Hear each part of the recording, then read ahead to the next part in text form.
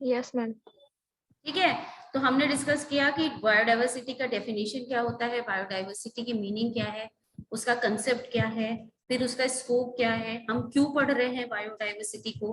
Biodiversity का मतलब होता है, bio means life form and diversity means variety, variation. जहां वेरिएशन मिल रहा है लाइफ फॉर्म में, अब वो लाइफ फॉर्म कैसा भी हो सकता है, वो लाइफ फॉर्म प्लांट भी हो सकता है, वो लाइफ फॉर्म अपना ह्यूमन बीइंग, एनिमल हो सकते हैं। ठीक है, तो जितने भी लाइफ फॉर्म है उन सब में वैरायटी, उनमें वेरिएशन। ठीक है, अब जब हम ये वेरिएशन की बात करते हैं तो हमने उसको कुछ लेवल्स में कैटेगराइज कर दिया। लेवल की जब हम बात करते हैं तो लेवल में हमने जेनेटिक में डिवाइड किया था, स्पीशीज में डिवाइड किया था, एंड नेक्स्ट इज इकोसिस्टम में डिवाइड किया था। ठीक है, जेनेटिक मतलब जहां जीन्स में वेरिएशन मिलता है, स्पीशीज यानी स्पीशीज में वेरिएशन मिल रहा है, और उसमें भी कुछ टाइप्स थे, जैसे वो 3 टाइप्स में हमने डिवाइड किया था, that is alpha, beta and gamma. ये भी मैंने बताया था कि अल्फा को कब हम रिकमेंड करते हैं, जब हम उसमें एक इकोसिस्टम में कितने स्पीशीज मिल रहे हैं, नंबर ऑफ। ठीक, फिर जब हम बीटा की बात करते हैं तो यानी हम 2 इकोसिस्टम में लेते हैं, और एक इकोसिस्टम से दूसरे इकोसिस्टम में जाने पे कौन सी स्पीशीज कम है और कौन से स्पीशीज ज्यादा है, उसका हम वेरिएशन देखते हैं। ठीक है, उसके नंबर्स देखते हैं। और थर्ड था अपना गामा। गामा का मतलब जब हम ओवरऑल कई सारे इकोसिस्टम लेते हैं और ओवरऑल नंबरिंग करते हैं कि हमारी कौन सी स्पीशीज कम है या कौन सी स्पीशीज ज्यादा है। ठीक है, तो जब वो नंबरिंग की बात होती है, कितना वैरायटी हमें स्पीशीज का मिल रहा है, तो हम स्पीशीज डाइवर्सिटी में बात करते हैं।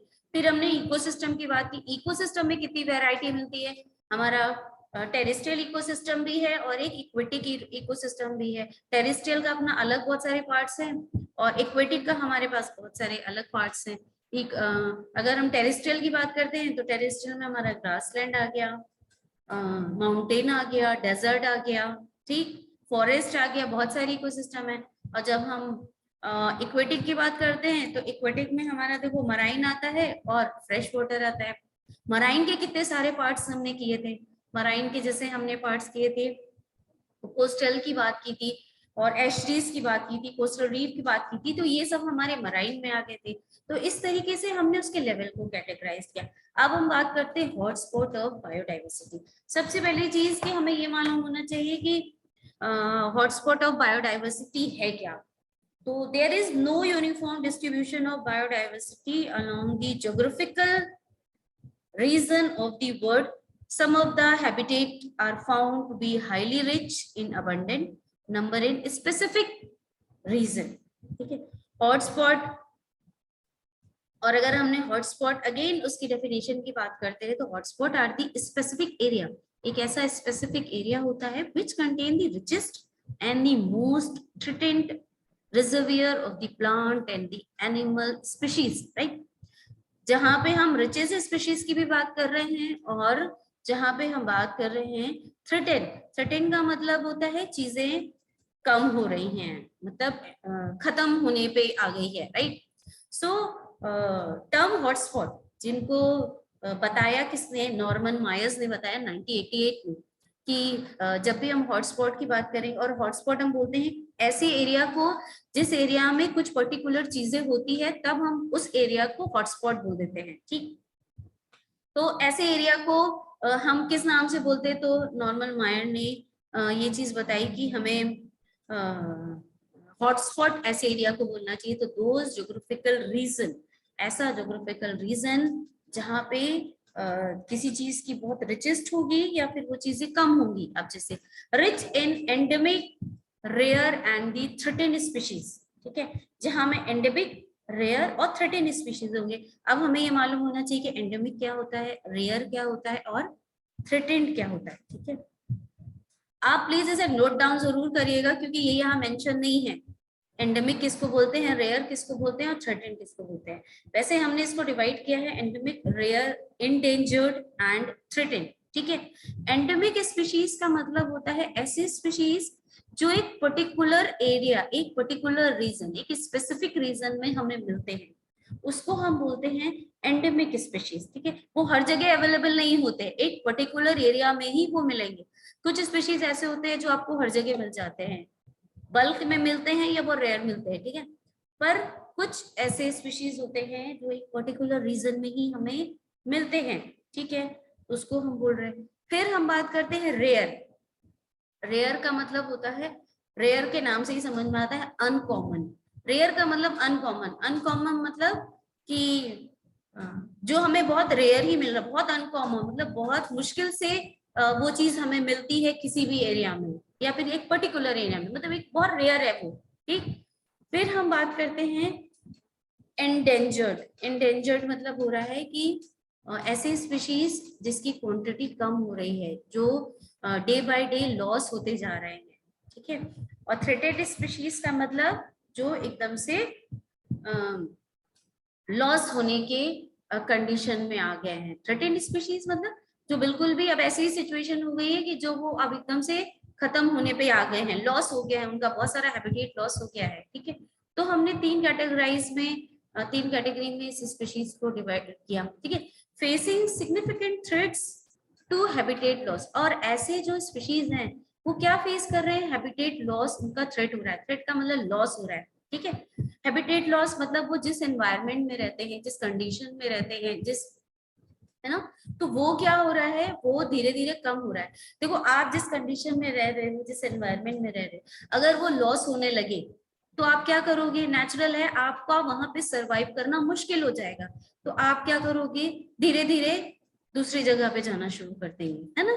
तो ये क्या हो गया, ये हो गया हैबिटेट लॉस। उसमें कमी होती जा रही है, इसीलिए वो स्पीशीज क्या है, कम है। जैसे फिशेस है, उसका इन्वायरमेंट क्या चाहिए, फिश का चाहिए, सॉरी पानी का चाहिए, उसमें ऑक्सीजन प्रॉपर होना चाहिए, उनके खाने को होना चाहिए। अगर कहीं सूखा पड़ रहा है, पानी नहीं गिर रहा, तो पानी क्या हो रहा है, धीरे धीरे चीजें कम हो रही है, तो फिश नॉर्मल सी चीज है, उसको वो एनवायरनमेंट नहीं मिल रहा है, वो धीरे धीरे क्या होगी, खत्म होती जाएगी, ठीक है। तो इसी को बोलते हैं हम threat to habitat loss due to direct और indirect interference of human activity. ये क्यों हो रहा है, ह्यूमन एक्टिविटी के डायरेक्ट और इनडायरेक्ट इंटरफेरेंस के वजह से। कहीं ह्यूमन इनडायरेक्टली इंटरफेरेंस करता है, उसके वजह से हैबिटेट लॉस हो रहा है, और कहीं पे वो डायरेक्टली इंटरफेरेंस कर रहा है कि कहीं उसको नीड होगी, इसलिए वो वहां पे इंटरफेरेंस कर रहा है उनके एनवायरनमेंट में, तो वो हमारे स्पीशीज कम हो रही थी। तो दो स्पेशल क्राइटेरिया होता है एक पर्टिकुलर रीजन, एक ज्योग्राफिकल रीजन को हॉटस्पॉट कहने के लिए।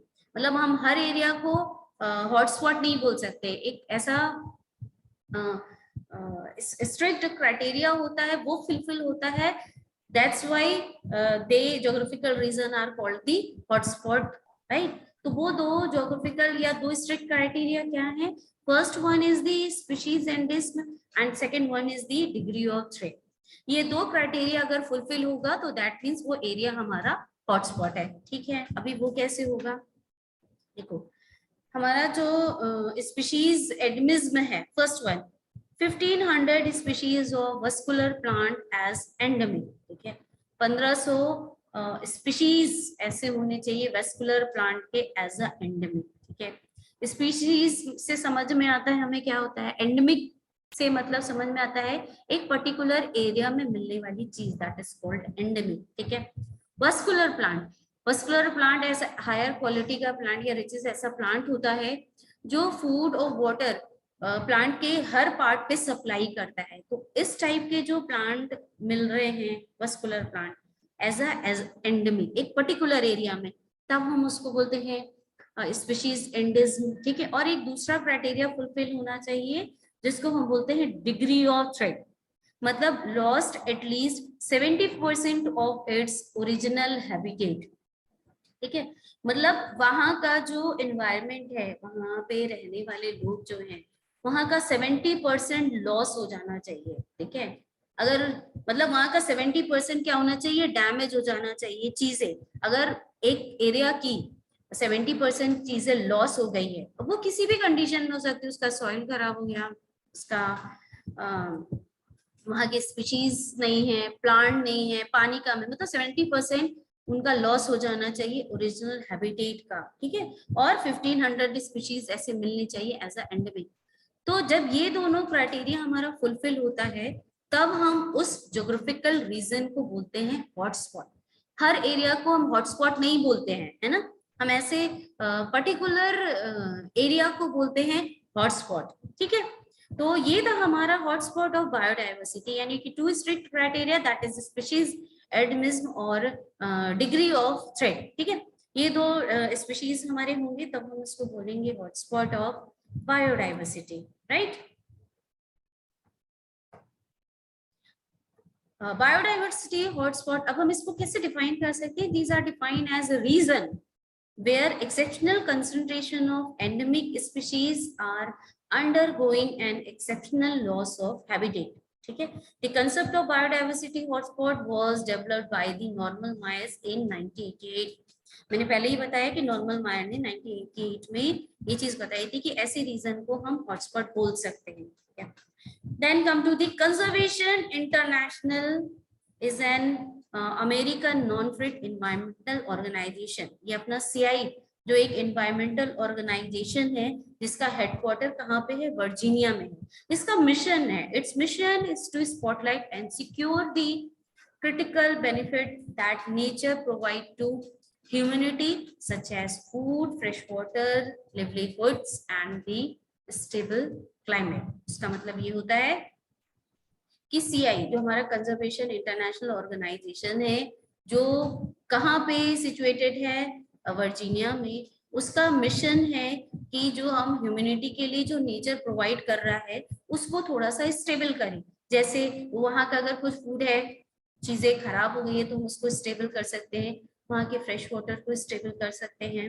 वहां पे जो कुछ पार्ट रह गया है हम उसको थोड़ा सा बचा के रखें, स्टेबल करें, उसके क्लाइमेट को स्टेबल करे। तो ये ऐसा ऑर्गेनाइजेशन है जिसका ये काम होता है कि हम ह्यूमैनिटी को प्रोवाइड, जो नेचर प्रोवाइड कर रही है उसको हम स्टेबल कर सके। ठीक है, so in 1989 CI, that means conservation international, formally committed to the protection of biodiversity hotspot. ठीक है, तो उन्होंने कमिटी बनाई कि हमें बायोडाइवर्सिटी जो हॉटस्पॉट है उसको प्रोटेक्ट करना है। अब वो अनफॉर्चुनेटली वो हॉटस्पॉट हो गई है क्योंकि हैबिटेट लॉस हो गया है, उसके 2 स्ट्रिक्ट क्राइटेरिया वो फुलफिल हो गए। ठीक है, तो ऐसी कमेटी बनाई कि उसको भी हमें क्या करना है? कुछ प्रोटेक्ट करके रखना है। ठीक है, तो उसको प्रोटेक्ट करने के लिए ultimately 36 such hotspot around the world and the contributing to their protection। उस कमेटी को बनाने के बाद उनमें ये समझ में आया कि हमारे पास 36 ऐसे हॉटस्पॉट हैं अराउंड द वर्ल्ड, पूरे ऑल ओवर वर्ल्ड में 36 हॉटस्पॉट है जिनको हम क्या कर सकते हैं? उनको हम प्रोटेक्ट कर सकते हैं। ठीक है, हॉटस्पॉट को कैसे प्रोटेक्ट? क्योंकि उनका कुछ पार्ट रह गया है तो वो पूरी तरीके से डैमेज ना हो, इसलिए हमने क्या किया? कुछ पार्ट उनका प्रोटेक्ट कर सकते हैं। ठीक है, तो ये था अपना काम CI का। ठीक है, अब एग्जैक्टली सेम वही चीज मैंने बताई जो आप लोगों को पहले डिस्कस किया कि 2 स्ट्रिक्ट क्राइटेरिया होने चाहिए। At least 1500 vascular plant as an endemic, which is C. It must have a high percentage of plant life found nowhere else on the planet. A hotspot in other words irreplaceable। मतलब hotspot जो होता है अगर हम उसको अलग तरीके से बोले तो वो क्या होती है? वो रिप्लेसेबल नहीं होती है, राइट। और at least 30% or less its original natural vegetation, it must be threatened। अब 70% लॉस हो गया है, 30% ही हमारे पास रह गया है, तो मतलब कितना लॉस हो चुका है? मतलब हमारे पास बहुत ही कम नेचुरल वेजिटेशन भी होगा वहां पे। So around 36 area qualifying as hotspot. ठीक है, जैसे अब उसमें हम बोल सकते हैं कि they represent such 2.4 of earth land surface, but they support more than half of the world planet species as endemic, such that species found no place else, and nearly 43% of the bird, mammal, reptile, amphibia species as endemic। ऐसे species मिले जो endemic, right, जो एक particular area में ही मिलेंगे और वो हर जगह अवेलेबल नहीं है। ओके,